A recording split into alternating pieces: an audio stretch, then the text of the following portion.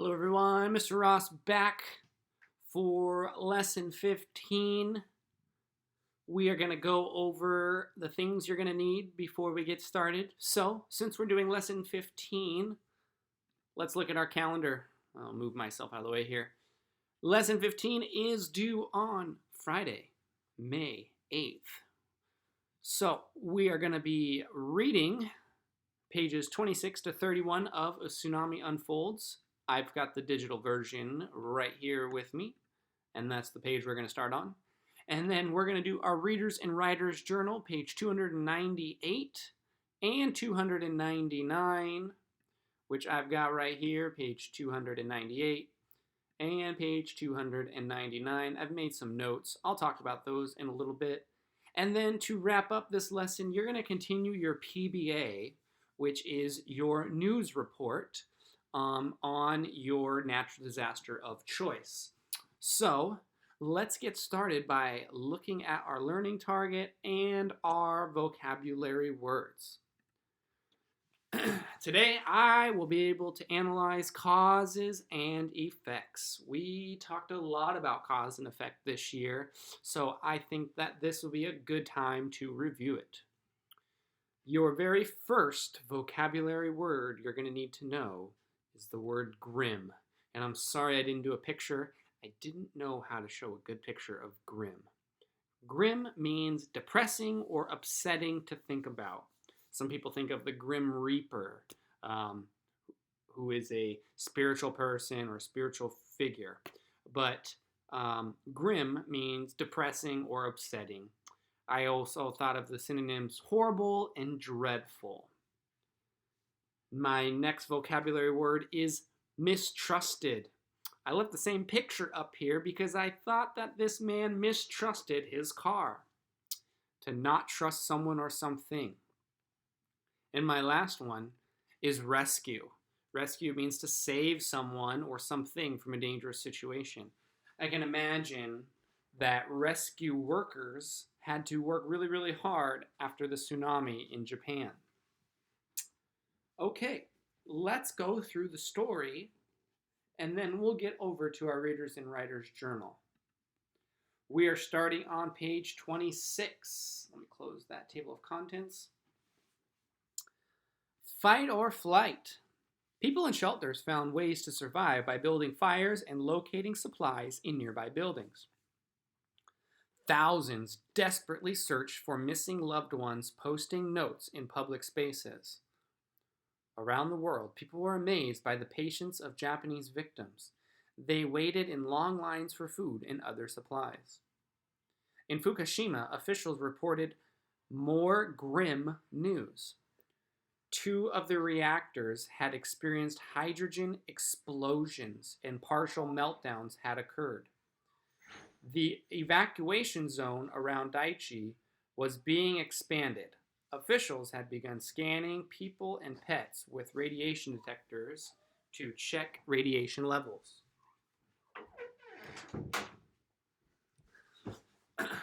Sorry, my dog's being loud. Next page.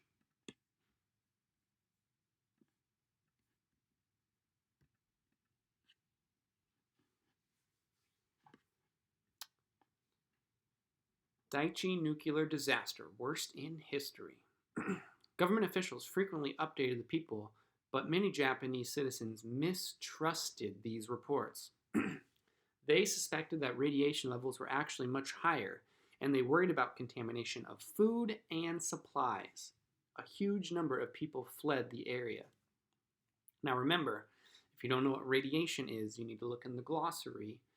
But we talked about it last time. Radiation is a dangerous particle that is released into the air from nuclear material, which can cause cancer, it can harm animals, it can harm people, even if you just are near it. You don't have to touch it. Did you know? Amazing rescues. 2 days after the disaster, a man in his 60s was found alive at sea, still clinging to the roof of his house. A family's home was completely flooded, but their dogs were found upstairs, still alive. All 81 passengers aboard a boat were safely airlifted after being tossed around in a whirlpool from the tsunami. 1 month later. 1 month after the tsunami, people across Japan created memorials and stood in silence to remember victims. Many threw flowers into the sea. Japan still facing many challenges. By now, some people had returned to work and school, but most had not yet returned to any kind of a normal life. Thousands were still in temporary housing.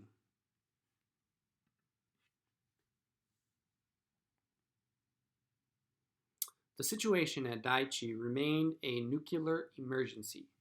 Radiation levels were so high that workers were using robots to assess the damage. The government had shut down Japan's 50 remaining nuclear plants for inspection. Remember, I said that if people go around radiation, they can get very sick, they can die, so that would be why they send robots in to do the work instead of people. The earthquake and tsunami in Japan were the most recorded disasters in history. This means that scientists had a lot of new data to study, which could lead to valuable new lessons about earthquakes and tsunamis. Government officials were also studying the disasters. What had gone wrong on March 11, 2011? How could Japan, a well-prepared nation, avoid such massive damage in the future? Did you know? Illnesses from the tsunami. Many people developed health problems such as tsunami lung, a lung disease caused by exposure to contaminated water. Hypothermia was another common problem.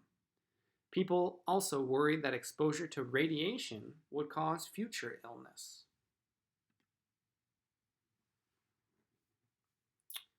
A will to survive. Japan created new evacuation plans and taller sea walls.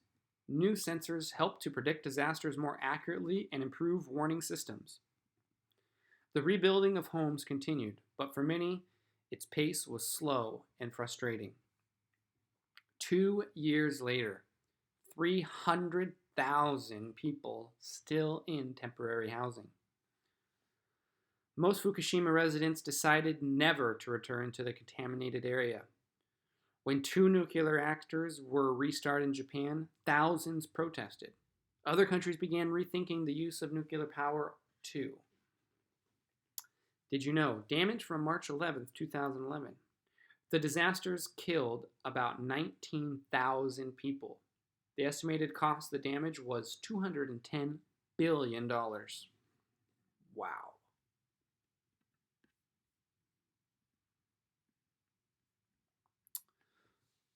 For a long while, the people of Japan were in shock. Many doubted the government's ability to rebuild and protect Japan. Many people doubted the government's ability to rebuild and protect Japan. But during the crisis, people helped one another and discovered their own inner strength. That gave them hope and a strong will to survive. Yumi's experience. Yumi remembers the terrible destruction in 2011. Yet she also remembers something else, people's amazing response. She saw no one trying to take advantage of others, even when his or her own survival was at stake. Instead, she witnessed people doing their best to support each other. It was this kind of support that helped Yumi heal and recover. I think we have one more page. Page 32, yes. And then here is our glossary once again, where radiation and nuclear reactor are defined for us. So, let's take a look at our Readers and Writers Journal and our activities here.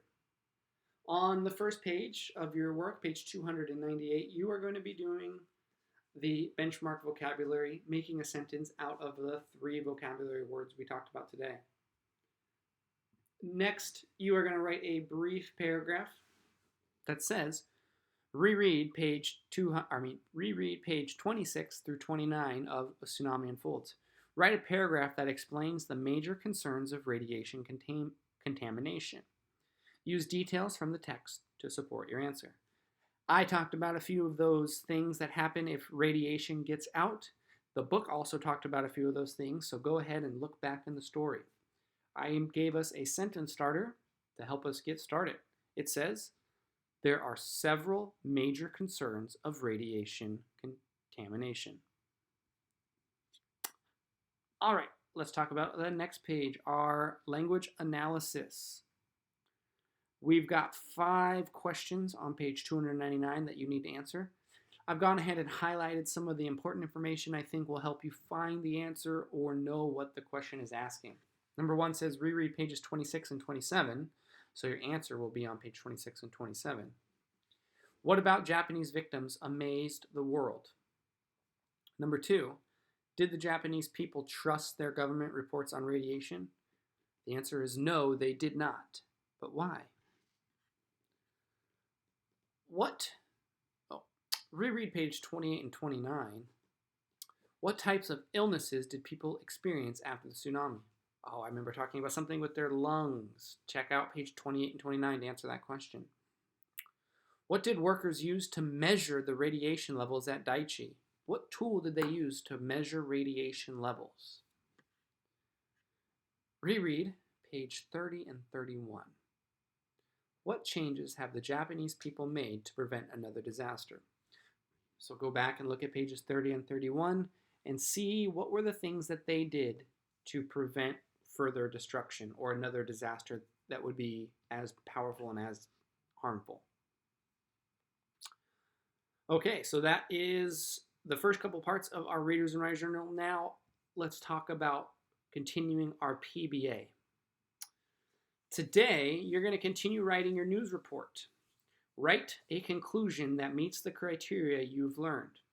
You should aim to present this information in an organized yet creative format. Use one or more headings to group ideas for your conclusion. Now remember, this is a news report, so you're going to be wrapping up this information for your audience as if you are a news reporter. I went ahead and made a sentence starter to get you started. You can use this if you want. It says, as you've learned, there are many ways to prepare yourself and your surrounding for the next, and choose your natural disaster. And I also used our transition words first and second.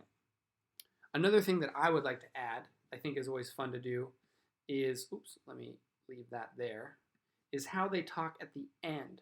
They always say something like, this is Mr. Ross reporting live from the scene for Cairo 7 News. Good night. Something like that. That's how they always kind of say it at the end of their news report, right? Let me move this down. So you can have something fun like that at the end of your news report. All right, everybody. That is going to get you started. If you need help with your PBA or anything else through this lesson, please reach out to your teacher. Hope everyone has a great day. Goodbye.